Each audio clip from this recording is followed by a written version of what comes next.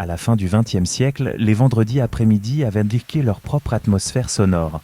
Dans beaucoup de maisons, on entendait le déclic quand on allumait la chaîne hi-fi, le léger bourdonnement des enceintes qui s'activaient et le cliquetis des boutons quand on préparait la cassette ou le disque. Tout cela marquait le début d'un rituel partagé où quelqu'un abaissait le bras de lecture sur le vinyle ou appuyait sur play sur le lecteur et la musique commençait à remplir la pièce. À cette époque, la stéréo vivait ses plus belles années. Les systèmes audio n'étaient en route pas de simples appareils, on les installait dans le salon comme une partie du mobilier, on les choisissait avec soin et on les utilisait souvent. Aujourd'hui, le paysage est différent. Le changement ne tient pas à une seule cause, mais à une combinaison de nouvelles habitudes, de transformations dans l'industrie et d'une manière d'écouter la musique qui, dans de nombreux foyers, a cessé d'être ressentie comme une expérience partagée. Le parcours que l'on propose ici ne cherche pas à nourrir la nostalgie, mais à expliquer clairement comment tout a évolué au fil des années et quels éléments restent présents dans la mémoire collective. À ces années dorées, les fabricants vendaient des centaines de milliers d'unités chaque saison et presque chaque semaine sortait un disque qui semblait marquer un avant et un après. Pendant les années 70 et 80, entrer dans une maison et voir un système audio puissant était la norme. Une platine vinyle reposait sur un meuble bas, à côté d'un amplificateur robuste aux boutons métalliques, d'une radio avec aiguille coulissante et de 2 enceintes aussi grandes qu'une table de chevet. Il ne fallait pas beaucoup plus pour que la musique devienne le centre des rassemblements. Ceux qui ont grandi avant les smartphones s'en souviennent bien. La musique accompagnait beaucoup de ces soirées entre amis lorsque les rires remplissaient la maison et que le son enveloppait chaque conversation. Tandis que résonnaient à plein volume des artistes ou des groupes comme The Rolling Stones ou Queen, les soirées se prolongeaient sans hâte. Les réunions entre amis existent bien sûr encore aujourd'hui, mais elles ne sont plus ce qu'elles étaient. Elles durent souvent moins longtemps, parfois à peine 1 heure, et dans beaucoup d'entre elles, l'ambiance se fragmente. Il est courant de voir plusieurs personnes regarder leur téléphone en silence, ou porter des écouteurs, chacun dans son monde. La musique n'occupe plus le centre de l'espace ni ne donne le rythme de la soirée comme avant. L'écoute partagée a perdu du terrain et la chaîne du salon a cessé d'être le point de rencontre. Ce changement social a eu un impact direct sur la hi-fi domestique, le son fort, clair et enveloppant, pensé pour remplir la pièce et accompagner des moments collectifs, a cessé d'être le protagoniste. À sa place sont arrivés des appareils plus petits, plus personnels, plus silencieux. L'expérience sonore est devenue individuelle et avec elle s'est effacée une partie de cette connexion qui faisait de la musique un rituel partagé. À ces années dorées de la hi-fi, les magasins de sons n'étaient partout. Pas besoin d'habiter dans une grande ville pour trouver plusieurs options. Dans les quartiers résidentiels, les centres commerciaux et les rues principales, il était courant de voir des vitrines avec des systèmes audio exposés comme s'il s'agissait de bijoux. On pouvait trouver des platines vinyles, des amplificateurs, des radios, des mini-chaînes et des enceintes de toute taille. Même dans les petites villes, il suffisait d'aller dans un magasin d'électroménager ou une quincaillerie avec un rayon électronique pour trouver des modèles tout à fait corrects. Dans de nombreux cas, il y avait aussi des boutiques spécialisées qui offraient un conseil personnalisé, des démonstrations en salle et leurs propres services techniques. Les fabricants dépendèrent de ces distributeurs locaux car il n'existait pas encore de vente directe sur Internet ni de plateforme globale. Les magasins physiques étaient le pont entre la marque et l'utilisateur. Ils ne se contentèrent pas de vendre des appareils audio, ils offraient aussi de la confiance. Si quelque chose tombait en panne, il suffisait de ramener le système au magasin. Le technicien l'examinait sur place, l'ouvrait sur son établi et le réparait sans intermédiaire ni longues attentes. C'était un accord direct et proche dont tout le monde sortait gagnant. C'est pour cela que les marques respectaient des marges de bénéfices raisonnables afin que les magasins indépendants puissent survivre. Le client entrait, écoutait calmement, touchait le châssis, tournait les boutons et comparait les modèles sans se presser. Si un problème survenait, il revenait au magasin et le personnel l'aidait avec compétence et avec les bons outils. Les fabricants partageaient des schémas, des listes de pièces et allaient même jusqu'à organiser des cours pour les techniciens locaux. Les boîtes de pièces détachées arrivaient avec des sachets numérotés et des schémas détaillés qui ressemblaient à des cartes au trésor. Ce savoir-faire ne se perdait pas, il restait dans le quartier circulaient entre voisins et renforçaient le lien entre technologie et communauté. Avec le temps, beaucoup de marques d'électronique grand public ont complètement changé leur manière de traiter le client. Les services techniques internes ont été réduits ou ont directement disparu. Si un appareil tombe en panne pendant la période de garantie, la solution habituelle est de le remplacer directement par un neuf, sans révision ni réparation. Et si la panne survient hors garantie, tout au plus propose-t-on une petite remise sur un modèle plus récent en refermant le dossier aussitôt. Les ventes directes sur Internet ont supprimé la nécessité de passer par le magasin de quartier et les marques gardent pour elles toute la marge commerciale. Dans certains cas, elles baissent les prix, mais au prix, justement, de se passer de l'intermédiaire et du contact humain. Le client a lui aussi changé. Il a appris à s'informer en ligne, à lire des avis, à regarder des comparatifs sur YouTube et à prendre des décisions rapides sur de grandes plateformes comme Amazon. Et si le produit ne convainc pas, il est renvoyé sans complication et on en essaie un autre. Ce nouveau mode d'achat, plus efficace et plus confortable, a un impact direct sur les commerces familiaux qui vendent des systèmes audio car ils obtiennent moins de marge, moins de visites en magasin et moins d'occasions de montrer comment un système sonne dans des conditions réelles. L'expérience d'écoute, qui autrefois se vivait en présence et avec conseil, est devenue plus impersonnelle. Mais pour comprendre le secteur de l'audio, il faut aussi regarder du côté de la musique. Dans les années 70, 80 et 90, les sorties de disques étaient des événements attendus. Chaque semaine sortait un album qui donnait le ton, qui faisait parler, qui donnait envie d'avoir le meilleur système possible pour l'écouter. Ce lien entre musique et technologie était profond, et étonnamment, il reste vivant. D'après des données recueillies en 2024, plus d'un quart des albums les plus vendus cette dernière année appartenaient à ces décennies. Dans ce contexte, on trouve des classiques comme Thriller de Michael Jackson, Abbey Road des Beatles et Back in Black d'AC/DC. C'est une image révélatrice où de nouvelles générations continuent d'acheter des disques qui ont plus de 30 ou 40 ans. À l'époque, il aurait été difficile d'imaginer des jeunes des années 70 écoutant comme nouveauté de la musique des années 20 ou 30.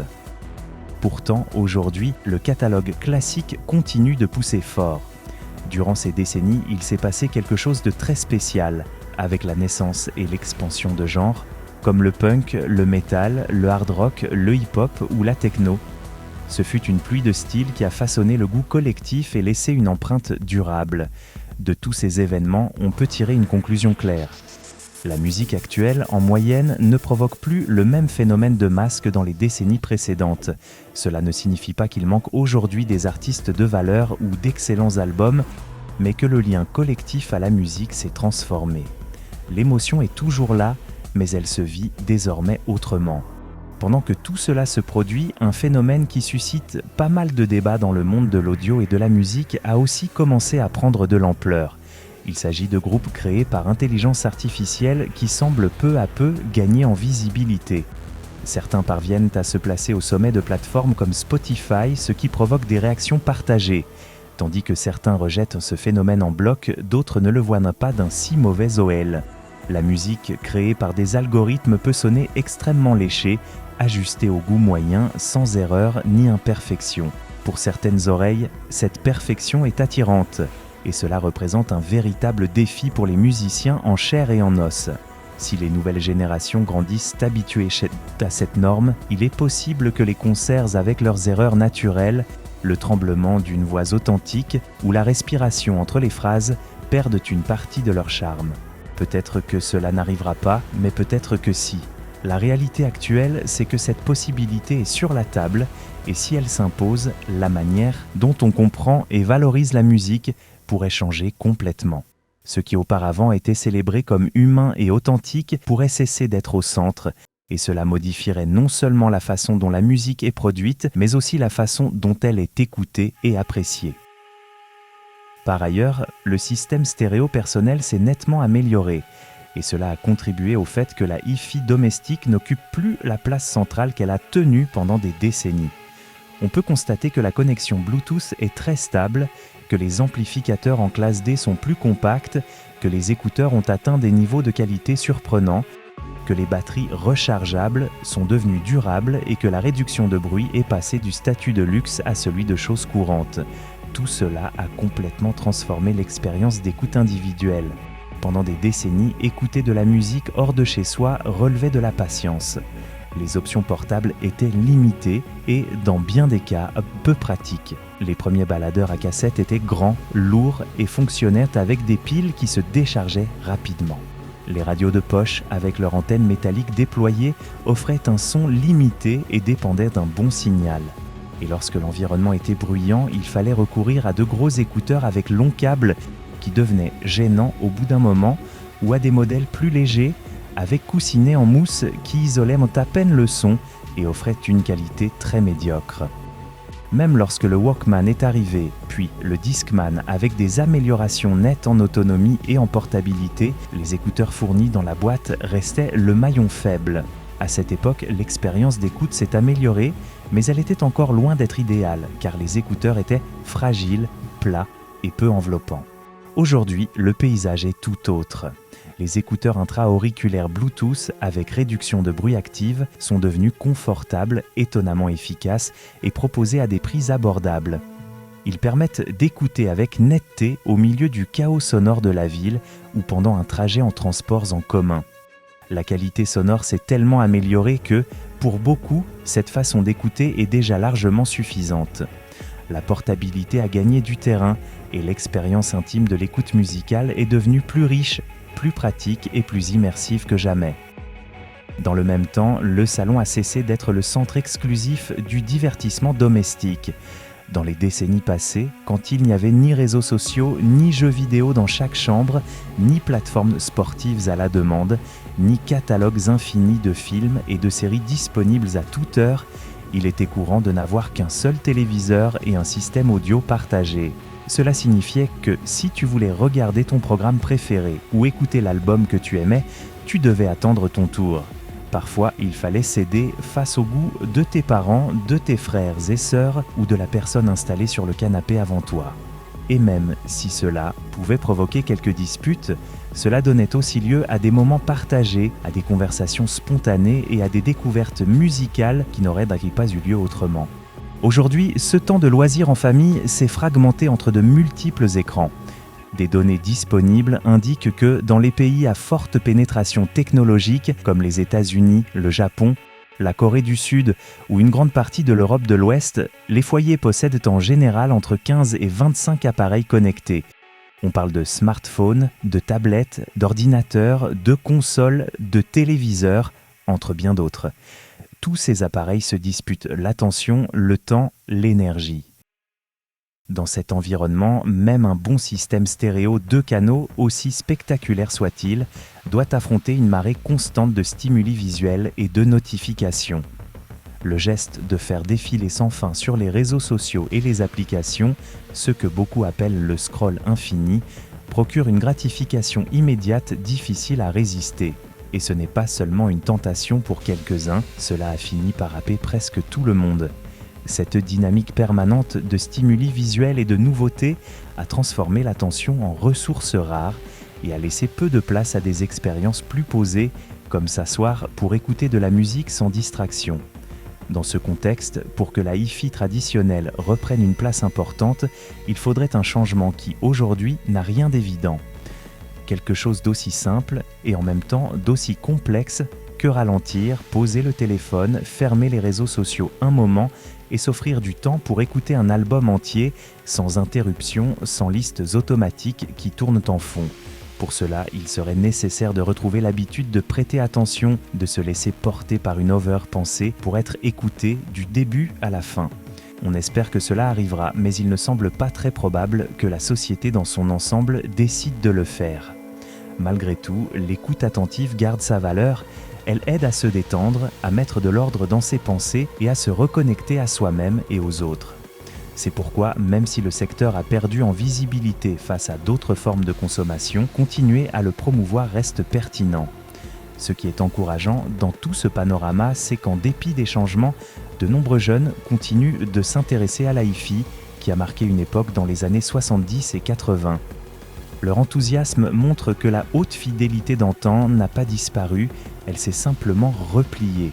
Tant qu'il y aura des personnes, jeunes comme plus âgées, qui apprécient le rituel de s'asseoir pour écouter avec attention, qui savourent le son chaleureux d'un vinyle ou le charme d'une cassette bien conservée, tout ce mouvement continuera d'avoir du sens.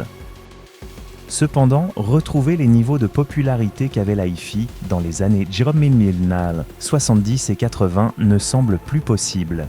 Les principales causes résidant dans l'évolution de la technologie et le profond changement des habitudes de consommation. Tout ce que cela implique a fortement contribué au déclin de la hi-fi telle qu'on la connaissait. Ce sont toutefois des facteurs généraux applicables à un large public. Pour ceux qui ont un jour apprécié la haute fidélité et qui ont fini par s'en éloigner, il y a une autre raison particulièrement importante qui a à voir avec la manière d'acheter. Le passage de la vente physique à la vente en ligne a complètement transformé l'expérience.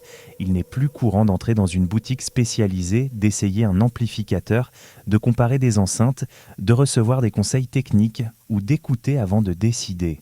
Cette expérience n'a pas totalement disparu, mais elle est devenue de plus en plus difficile à trouver. Et avec sa disparition progressive, c'est aussi une culture du service, essentielle au monde de la hi-fi, qui s'en va.